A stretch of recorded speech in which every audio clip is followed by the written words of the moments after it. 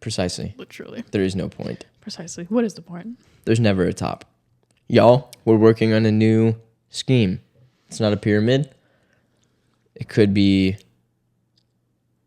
octagonal. Octagonal. My favorite shape is a trapezoid. So A trapezoidal scheme. Which is like half a pyramid, but Or no top. The ceiling is super low. Yeah, it's way lower than what a normal pyramid scheme would be up here. We don't get to that level. No, absolutely not. Fuck no. If you want to join our pyramid scheme, though, hit us up. We don't know what it is Trapezoid yet, scheme. But yeah, sorry. Yeah. TM. No. We trademarked it. Yeah. We promise. No silly business. We promise nothing. Also that. I'd like to apologize. What is to a promise? Absolutely fucking nobody. Yeah, damn right. That age. Do the shadows really look like 3D? They do. It's kind of fun. It's like when you have like 3D glasses on. Yeah. That is silly. It's like 3D. Damn, that's 49. Crazy. Oh my god, 50's next. Yeah, dude. Should we get a cake and a big 5-0? Do we do that or we get like a 52 one for the first year? That's true. I feel like 50 numerically makes more sense. Yeah. It's just a more satisfying number. I feel like we'd do something, like a thing, us, like with, like involving us and them for 52. But a 50 cake would be fine. I think that would be. We can get 50 balloons like it's our 50th. Jesus Christ. So many balloons. Do we have to like blow them up by mouth? Yeah, that's the first. All right. We can't. All right, guys. We can't say anything on the podcast until we're done with the balloons. So we just have to like. That's our next YouTube video is me and Brooke blowing up 50 balloons. Dude, me and my low blood pressure. I don't know if they're related, but I feel like I would pass out. I don't think it's going to help. I did that for a surprise party for my best friend in college. We like filled my room of our apartment with balloons so he wouldn't see them. Fucking never doing that again. I'd rather pay to have somebody Just else. the floor or like no full? It was pretty full. That's fucking nuts. Yeah. And then we get frat boys in there and they're just stomping on them. And I'm like, I took hours blowing those up. You're like, thank you so much. I didn't pass out 4 times doing that. I didn't almost die for this. Yeah. Are you coming to my 30-minute housewarming party? Am I sober enough? I think I might just hit hit, because you said 4 weeks. Yeah? Yeah. 30 days. Yeah. I forgot about When that. is it? I don't know. Because I'm creeping up on 28. It's only 30 minutes. My parents and I were talking. I should have my housewarming party that's 30 minutes, and then my birthday party later is 30 minutes. But they're on the same day. But everybody like has to leave after the first. Change the decorations. Yes. That fucks. And I gotta just like change the reset. Fit. Yeah, reset, and then everybody can come back to celebrate my birthday. I think that's a amazing idea. That's so funny. I would be so happy to take part in that. Dude, that would kind of be fun though. Like imagine everybody who was there like goes and just hangs out somewhere else while I'm just like alone. I think it'd be even funnier if you had like not 2 completely separate groups, but like a couple. Some people aren't invited. A couple that are only invited to one or the other. So people that are in both are like, well, you're like, welcome back, and they're like, what do you mean? You're like, oh, we were at a party here earlier. Yeah. Oh, you were invited to the housewarming earlier this weekend. Like no, at like noon. No. Dude, imagine getting invited to the first one, and then I'm just like this. Like, see you later, get the fucker. Fuck out. Get the fuck out. It also has to be before 10 because I respect quiet hours. Yes. So. Indeed. And then we'll go shoot some pool or something. I was gonna say, I should get a pool table before, so I can have that in my apartment. That would fuck so hard. It's like it's becoming more and more serious every time we play billiards. I think it needs to be a real thing. I think it does. I've been fiending, dude, while you've been gone. Mm-hmm. Nobody else wants to go with me. Really? No. Fucking haters, dude. It's so fun. People are like, I don't like to play pool. I'm bad. I'm like, that's the best part. It's not about being good. Me and Brooke be out here fucking quick scoping pool shots, dude, and it makes it so much fun. It does make it fun because in the same way where sometimes, well, honestly, most of the times I go, check this fucking shit out. I stole this from my brother. Because then if you make it, it's like, whoa. Holy shit. Told us, like, she meant to do that. Like, that was so sick. But then if you miss, it's like 10 times as funny. Yeah. So in that same way where we would quick scope it, just like so nonchalant, like whatever. When it goes in, it's sick. It's so satisfying when it goes in. Yeah. And it's so silly when it doesn't because it's like, what are you doing? Scratch hard as fuck, dude. Oh my god. There's a difference between scratching and scratching hard as fuck. Yeah. Yeah. Because I didn't see one of my friend's shots the other night, and then he like walked over by me and he goes, "I just scratched so fucking hard." It's like, it is different than just a normal scratch. It is, especially with the quick scopes, dude, because there's so much like body movement that goes into it. Like we walk into these shots. We don't like plan it quick. Like I'm mid stride, just ding. Yeah. Mid stride. It's a nightmare. And sometimes you gotta take a couple laps around the table to be like, Yeah. Pace a little bit. Okay, we've got some very interesting things to talk about. I'm going to start on this one because I think the second one, emotionally, we're going to be a little bit more vested into. God damn. So, I immediately know who I'm picking. UFC 312 is tomorrow, possibly the worst pay-per-view I have ever fucking seen in my whole life. Really? Yeah. How so? Are these just not like, entertaining? Like, there is 4 ranked fighters out of 10. It's the last 2 fights. Name. That's the only name. It's the last 2 fights. First fight of the night, we got Jake Matthews facing off against Francisco Prado. Almost 2 first names, and he's Australian, and he's fine. FOI. And I'm picking Jake Matthews. Jake Matthews, it is. Following that, we got Jimmy Crute, another Aussie. Another Aussie, and he's got the fucking mullet. And Rodolfo Bellato. That's a hell of a name, actually. It is, and his tats are kind of fucking sick. I was going to compliment his. That fucking bird crest carrying on his pec, dude. Something. I'm going to pick, what's his name? Jimmy. Picking Jake Matthew and Jimmy. I'm picking like, these all look like trailer park boys in the fucking outback. So we got Justin Taffa and Taliesin Teixeira. Oh, okay. That's not Taliesin. I imagine it's probably not pronounced Taliesin, but that's my best guess. Dude, why is this website butt cheeks as fuck? This is like when ESPN Plus sucks, and I'm like, this is all y'all do is sports. Like, literally, your job is sports. Dude, that spider tat, I'm picking Taliesin. Okay. They both have sick tats though, because he looks like Polynesian or some shit. He's got like tribal. Yeah, he's from New Zealand. Yeah. Fucking Alrighty. Indigenous New Zealand people don't fuck around. Getting into our co-main. I'm fucking flying through these. Strawweight title bout. Yep. We got Zhang Weili. Facing off against Tatiana Suarez. Yeah, I threw a little mustard on that one. You hear that? Yeah, that was the dad in a Mexican restaurant flair. How do I get my abs like that? That's probably genetics. They're like a rainbow.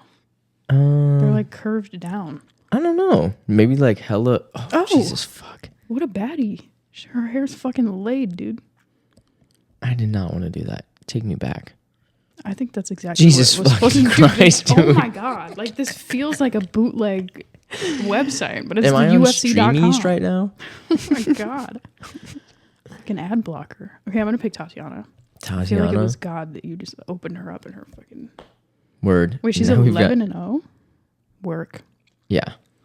Okay. And then we've got the main event.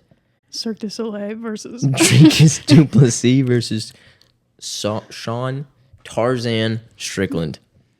I don't know if he's still claiming Tarzan, but when he started in the UFC, that was his chosen nickname. Did he have long hair? Yeah, he had a pretty nice head of hair, actually. I'm kind of bummed that he got away with it and went with like the racist cop look, but... Yeah, that's very fucking... Yeah. He looks like... Oh, no, because I guess he doesn't have the beard. Who's the guy in the SpongeBob movie? You know when his bald head is super shiny and he takes the crown off? The king? Yeah. It's the guy with the fucking crown. Yes, the king. That one. But he has like the long orange beard. So. Dricus is kind of fucking hilarious. I'm not going to lie. I love him as a personality. And I think that's really the only reason I'm giving him the... I hate this fight. Their first fight sucked ass. Oh, they've already fought? They fought once. Dricus won the belt off of Sean. Dricus then went and defended his belt against Izzy. In the meantime, Sean had one of the worst fucking fights ever against Paulo Costa. But here we are again for another shitty fucking Duplessis Strickland fight. Ugh. How often do they fight the same people? If I was them, I'd be like, give me somebody else. I don't know. I'm so sick of watching Sean Strickland fight. I don't think I've ever watched an exciting Sean Strickland fight, except the one where he got knocked the fuck out by Alex Pereira. That was exciting. Yeah, that's entertaining. Well, I'm going to pick Dricus just because angel number. I was hoping you noticed that. 22 and African 2-0. king. South Not African king. Let me reword that. South African. Let me reword that. Royalty. He's one of the 4 kings. Oh, yeah. I remember you explaining that. Yep. Well, because it was 3, and I think Kamaru just said we're gonna throw Dricus in there, and Dricus was like, "It's an honor." Oh. Because that was like a rich history with those 3. That's cool. Okay, so let's review. We got Jake, Jimmy, Taliesin, Tatiana, and Dricus. Yeah. Deal. That feels good. I'll have Amelia tweet it out. What do y'all think? Let us know in the chat. Okay. 4 out of 5. I feel good about that one. So. Okay, girl. We got some things to talk about. Yeah, I know. It's been a busy week. It has. On this week is both sides of the court. Oh. The W, the M. We're both going through it. We are. This shit is. I thought NHL trades were bad. Like I've had some that kind of like actually. Because I think this is like the first. I don't want to say that because I just got into the W, but I feel like this, from what it sounds like, what I'm seeing on Twitter, W discourse wise, is that this is like the most active free agency period that there's been yet. Yeah. Like everybody's shifting around. A lot of people are surprised that certain pieces are moving. I know sure as hell you're surprised. Yeah. I've been surprised by a few. Yeah. I'm wondering how much this has to do with Unrivaled in these front offices getting to see players more in a position to shine. Because Sydney's been hooping. Yeah. What's new? But like even more so in Unrivaled. Sydney's in the AU, the Athletes Unlimited. But yeah, like there was Becky Hammond was at one of the Unrivaled games, and somebody was like, she's there to watch Jewel Lloyd play, like as a joke. But it's like kind of like an Aces fucking tryout. Like she signed her. Yeah. So yeah. No, and I saw another one, and I'm still like I'm learning these things, but I don't know how thoroughly you looked at the one-on-one thing because I sent you that, and I was like, this is fucking amazing. I don't know if this was just like a one instant thing because I came across this on Twitter, but one of the fun one-on-one matchups that people seem to be excited about is Dejanay and Kayla McBride? Yeah.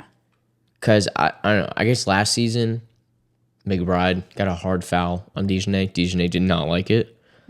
Valid. If you're going to get fouled hard. Yeah. I wouldn't like it either. But I don't know enough about those players to like go and be like, oh, this is an exciting matchup. This is an exciting matchup. But what I do know is that Unrivaled as a league, what I'm picking up is they listen. NBA fans for years now have been asking in All-Star Weekend for a 1v1 competition. Yeah. To figure out like who's him. Like the who's that guy one-on-one. That like one-on-one, I'm gonna beat you. And All-Star Weekend's been falling off. I used to like religiously make sure I was free for All-Star Weekend. Yeah. Last year, the dunk competition got so bad within these last few years, they pulled a guy out of the G League. Like he doesn't play NBA minutes. Pulled him out of the G League to be part of the dunk competition. Just because he's better? Because the man can dunk. Yeah. But people just aren't excited about All-Star Weekend anymore. Mm-hmm. One thing I will say, fuck the NFL. The trades this week have been so exciting that I don't think most of the population remembers the Super Bowl's this weekend. I had no idea. I couldn't give a fuck less. I won't be watching it. Well, I think the NFL as a product sucks fucking buns. But yeah, I think it's boring as hell. Yeah. Go Birds though. Which ones? The Eagles. Okay. My brother loves the Eagles. Hell yeah. Yeah. I've always thought the NFL was pretty fucking boring. But yeah, let's. I'm glad you've enjoyed Unrivaled. I've been loving it. It's so much. It's very entertaining.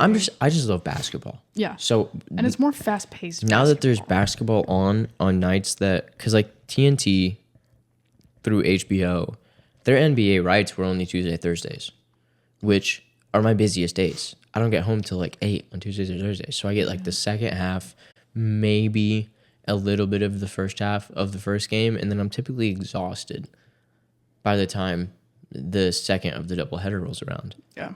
Whereas now I get home, I think, what is it, Wednesday? They're Friday, Saturday. Oh, Friday, Monday. Saturday, Monday. I think they're playing. Great days right now for me to watch basketball. Yeah, right? I feel like Monday night is pretty fun. Monday night's my favorite because I go to work super early. I have all afternoon to like get some homework out of the way, and I can really just make some dinner, veg out, and watch Unrivaled. Yeah, it's so lit. It's so fun. Yeah, there's so many. The rule set is so fucking fun, dude. Oh my god. Have I talked about my theory of how I think it's going to affect women's basketball? I don't think I've talked about that on the pod. I don't think on the pod. I think like the first night. Oh yeah. That was like the first like week of it. Because you were there, we were watching together, right? I don't think. Or was that just us like talking about the rule set? Because I think we both kind of bantered regarding how we think it's going to affect women's basketball. But yeah, publicize your. I was trying to explain it to my mom because there's like, you know, rule changes in like the scoring and the court and all this shit. They're just trying to make it more fast paced and entertaining. Which my favorite rule that I've said to you like 5 times. It ends at like a score like cap. And so it always ends on a shot, which is like awesome because the ending is always like, yes. Like, every game. Every single it's like always there's always a game winner. Yeah. Yeah. Dude, that's so fun. But I think like just with all this, with the popularity and with how much money they're making, because they're making the average is like the highest of the WNBA. Mm-hmm. The average unrivaled salary. Yeah. That is. It's like 200 something for all of them, which is like some to most of them, even if they've been playing pro basketball for a while, they haven't seen that money, that salary on like a regular season. So especially if they get to do both, that's cool. But I'm like, so I'm thinking with that, and if it's like becomes more popular than the W, to me as like a high schooler, like a girl growing up playing basketball, if your goal is to play professional basketball and you want to make that your career, and Unrivaled is like the most popular one that you want to play for the money. Yeah. And it's just a more interesting game now, in my opinion, or it's what's hot. Then you're not going to give a fuck about 5-on-5 basketball. Mm-hmm. So I'm wondering if it's going to have like the trickle down effect to where it's going to start affecting like lower leagues to where maybe, because women's basketball, I don't know, I've always said it's like kind of a different sport. Like people complain about dunking. We're just different physically. So they're just going to play the game differently. So I'm wondering if that's like what it's going to become. Is more like a 3-on-3 shift. And I think it's interesting because, like, I totally get what you're saying. I feel like the only... Oh, that was kind of loud. I feel like the only... I don't see it not being a possibility. Mm-hmm. Let me start with that. I feel like the only holdup there is, like, yes, Unrivaled at a professional level, way further already than the W. Yeah. And I think like high school women's basketball, as you're saying, like I'm trying to make it, this is a better option for me. Yeah. Could definitely see that 3-on-3 transition. The only thing that I think is like a major holdup is I think women's college 5-on-5 is a phenomenal product. It is. People love it. People watch that. My uncle watches that. He knows all the fucking players. He doesn't care about that. And I think that's going to be the disconnect is that I think women's 5-on-5 at a collegiate level is almost like more established than the W's 5-on-5. Yeah. I wonder why that is. I think it if I had to say from the outside perspective, I think it just comes down to the salary thing. The W, like, you could be a phenomenal women's basketball player in college, as you were. Yeah, I played D8, dude.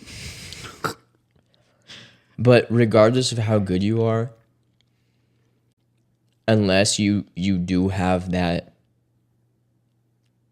trying to word this carefully, unless you have that like basketball and social thing going on, the money's just not there. Like, I think you look at a lot of the young players that are pretty known in the league right now. Yeah. They've got the sponsorships going on as well. Mm-hmm. Or they've got the other business things going on. Yeah, like Angel and Caitlin, obviously sponsorships out the wazoo. Mm-hmm. And I imagine that their sponsorship money is like tenfold what they're making through the W. Oh yeah, their salaries is just like, I think Angel said that one time. She was like, it's barely enough to even pay my rent. Like I make my money from other things.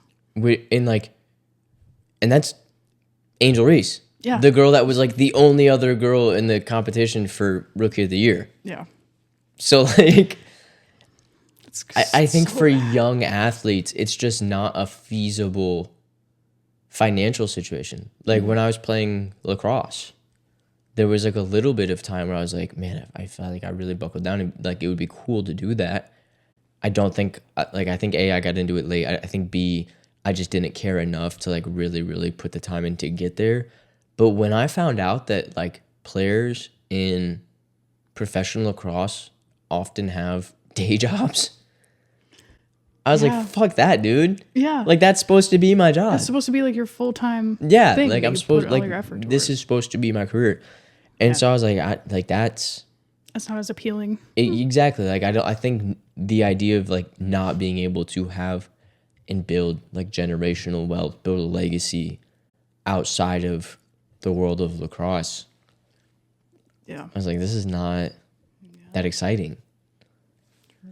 And so I think if the W, and I think we talked about this when we originally talked about it, I think in my dream world, Unrivaled stays its own thing. It's a different brand. It's a different corporation, an altogether product than the W. But I think the W needs to learn how to... They have to level their pussy up is what they have to do, dude. I think they need to figure out how to create a better product by using Unrivaled as an example. That doesn't mean changing up the W's rule set, because I think there's a place for like basketball, 5-on-5 basketball, 4 quarters, this much time. If you blow them out, you blow them out. If it's a tight game that comes down to the wire, it's a tight game that comes down to the wire. Mm-hmm. People love that shit. That's why people tune in to 5-on-5 women's college basketball. That's why people tune into game 7s. Mm-hmm. There's shit on the line, and you never know what's going to happen. Yeah. But I think promotionally, the W needs to learn a lot. Yeah. I think marketing and aesthetic is like huge. It's just like a nicer product to me. It's so sick. I remember the first one I watched. And I think kind of bringing this full circle, I think the first one I watched, Sid hit the game winner. She's not in Unrivaled. She isn't? No. It was somebody that looked She's in Athletes Unlimited, which is a different thing. Theirs is a different rule set too. They like switch up teams every maybe like, I'm tripping. week, which is It pretty was someone that looked a lot like Sid then. I'm trying to think. There are a lot of like aces in it though. But anyhow, somebody hit a game winner, and as soon as that ball went through the rim, lights went dark, the colorful lights came out. Yes. It's a product. Yeah. It's something you want. It's an experience. Mm-hmm. It's so cool. I just think, like, I want the W to succeed because I love 5-on-5. I love 5-on-5. I've just always grown up loving basketball. And so I would hate to see that go away because there is so many athletes that didn't have Unrivaled there and stuck it out, regardless of like the financial side of things. Yeah. Some of the greats that just like stuck it out. They were like, I love basketball. Mm-hmm. This is what's going to be my career. Yeah. And I think it would be a disjustice to those athletes to like be like, okay, we're gonna wash it. We tried. Oh. We did our best. Things evolve. I mean, even like Becky. Like, Becky's an all-timer. Fucking Becky. Yeah, dude, she was balling back when the shorts were down to like fucking capris, dude. Becky. Yeah, that's what I mean. Like it'd be, I think it'd be a disjustice to those players that like really help set the roots for the league. The Sue Birds, those names where it's just like you don't even have to know W. Like before I knew about the W, I knew Sue Bird's name. Yeah. I mean, it is kind of cool that I kind of like that it's like off season.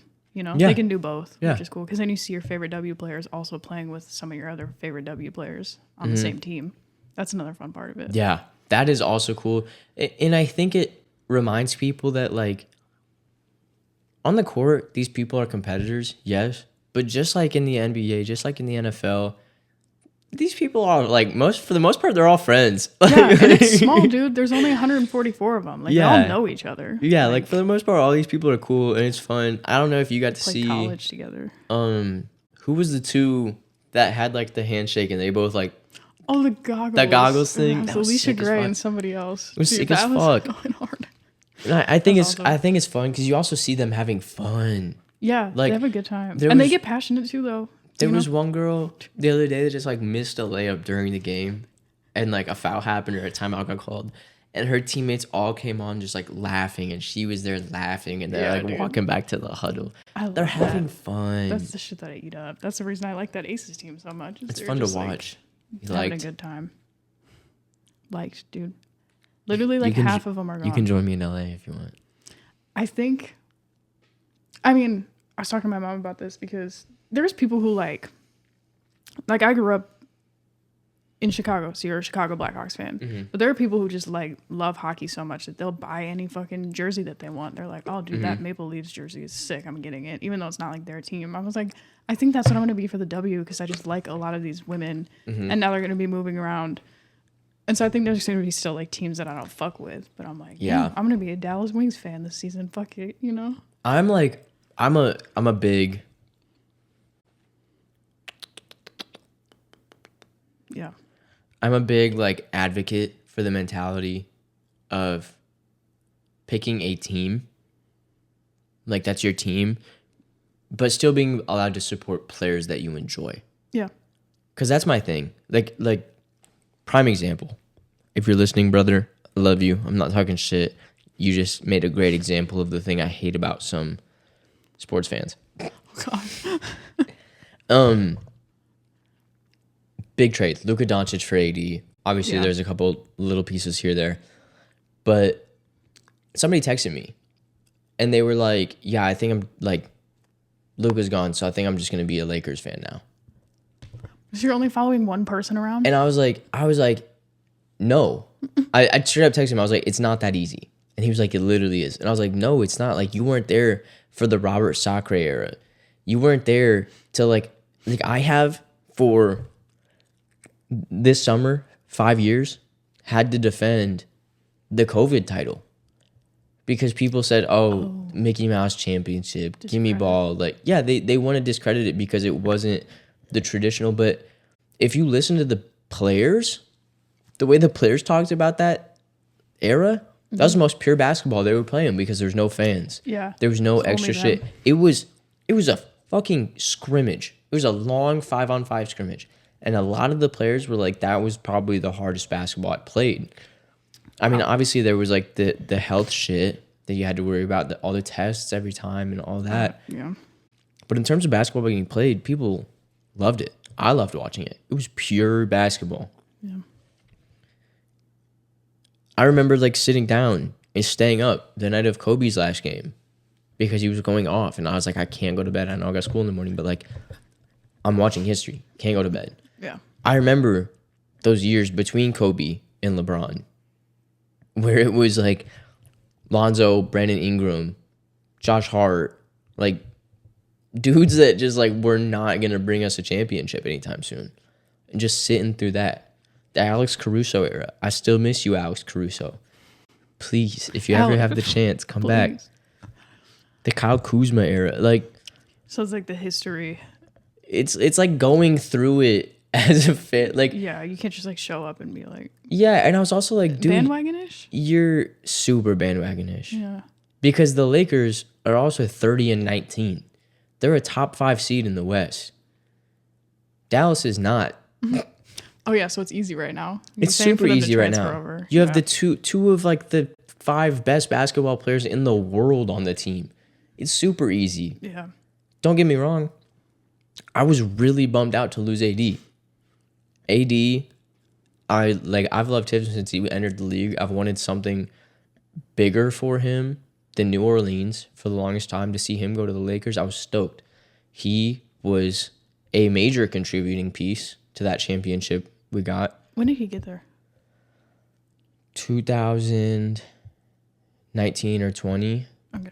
That's a long ass time. He gave us a lot of good years, and he busted his ass. I'm also, losing Max Christie broke my heart. Was that worse for you than AD? That was worse for AD. Worse than AD, because Max Christie, I've been following him since college, because he went to Michigan State. Oh yeah, you did say that. And so to watch Max Christie play at a biasedly amazing level for Tom Izzo, and then get drafted to the Lakers, it made my heart so happy. And he was really, really like coming out this year. Mm-hmm. He was having a phenomenal season. I have been like vouching for him since he got into the league to get more minutes. Darvin Ham wouldn't do it. JJ Redick comes in a couple, I think like 15, 20 games into the season. They starting Max Christie, and he balled out. He put numbers up, and I was like, it's happening. Finally. I was like, yes, like Max Christie is getting the recognition he deserves because he's a phenomenal guard. Mm-hmm. He's great defensively. He was probably our best perimeter defender prior to getting traded. Like he was, when we played Steph, he was guarding Steph. Like that, like, oh shit. Yeah, like that's what I mean. And so to see him just get traded away, that broke my heart. The first thing I went was like looking for a Max Christie jersey, and I almost tweeted this shit out because I was like, there's no way I can buy a fucking Bronny James jersey who gets gimme minutes when we're either getting blown out or we're blowing somebody out. But I can't get a Max Christie jersey who's a starting 5 member of this squad. Yeah. Trade Bronny James. Sure. Put his ass in the G League where he fucking belongs, dude. Whoa. I do not want Bronny James on our roster and getting minutes. Is it Nepo shit? It's so Nepo, bro. I would assume that's the only reason. Not to like, he's... I want to describe. I've never seen him play, but just look, he's a phenomenal young athlete. I think he has the potential to be a really good basketball player, but he's not right now. Yeah, he's not an NBA level basketball player. So you think they're just keeping him around for like image? It's because it's the cool thing. Yeah, this is the first time a father and a son have ever played on the same team together at the same time. That's awesome. It's like historically super cool to witness. Watching him check in for the first time while LeBron was still in, cool. That should have been the end of it. For real. That should have been the end of it. I'm sorry. And I just think it's unfortunate that as long as LeBron's on that team, Bronny's probably going to be there. Yeah. I wonder if that creates any like tension. If like the other players like no. There was I'm trying to remember. I can't remember who's talking about it, but like one of the basketball podcasts was talking about it. Somebody thinks, and this is like basketball political, but somebody was talking about how they could see a big reason Dalton Connect, our phenomenal rookie, our good rookie, because Bronny's technically a rookie, our good rookie was playing great. He went in and gave us valuable minutes, but he had a very hard time passing the ball to Bronny. Oh. But he got buckets. Dalton Connect was a bucket getter, certified. I'm Team Dalton. I'm Team Max. I'm Team get the fuck off my roster, Bronny James. Fuck from around me, Bronny. But that's what I'm Team. He's there. Yeah. I got to deal with it. It seems like a mix of like it is what it is, but it also kind of sucks. It is what it is, but it's also like the most obvious case of nepotism I've ever seen. Yeah. That's what makes it hard. It is hard because it is smart though for that marketing aspect and like cool. Yeah. I'm sure they're getting jersey sale numbers off of it. Yeah. Which, good for them. I'm here. I want to see us win basketball games, though. Hell yeah. Yeah. He also has, on many occasions, got exploited on defense. Yeah. He better get his ass working, dude. Yeah. Welcome to Bowling Alley Cold Brew, the new basketball talk show of Bowling the fucking world. Fucking Sports Center, dude. Dude, hell yeah. We did cover. That's like all we talked about. Oh my god. Yeah, we literally just talked about UFC and sports or in basketball. Dude. Next week is all about drag race and art. Deal. Queer art. Queer culture. Fashion and music. I guess that's pretty much every other time. Yeah, to be fair. We hit all facets of culture here. Thanks for joining us. Amelia, edit in the fucking outro music, dude. Should we put Sports Dude, Center we need top to like 10 make from like like a the 90s? no. We need to have somebody fucking make like a Sports Center-esque BACB. Just like stamp that shit on. Oh, that'd be so funny. Do you think we could do that by tomorrow? Maybe. Oh, well, thanks. I'll text my guy. I got a guy. Hell yeah. Well, thanks for joining us for episode 49. We'll see y'all back here next week with a cake. I think we should. I think we should. Do we get one of like the cupcake cakes where it's like 50 in cupcakes and then we can kind of share it easier? Yeah, I was thinking. Just like drive to people's places, knock on the door and be like, thanks for being a part of this. I'm going to take it to my new neighbors. Shout out Saskatchewan. Oh, yeah. Saskatoon, Saskatchewan. Bro. Oh, yeah. Saskatoon, Saskatchewan. Put some respect on our northern brothers and Hell yeah. sisters. Did that end up being your boy? I don't know. Never responded? No. Crazy. I said Ayo Salty because that's what I always say to him. He goes, Ayo Corbin or Brooke's friend. I was like, what the fuck? So that's not a response. All right. So funny. Okay, damn. Bye. Peace.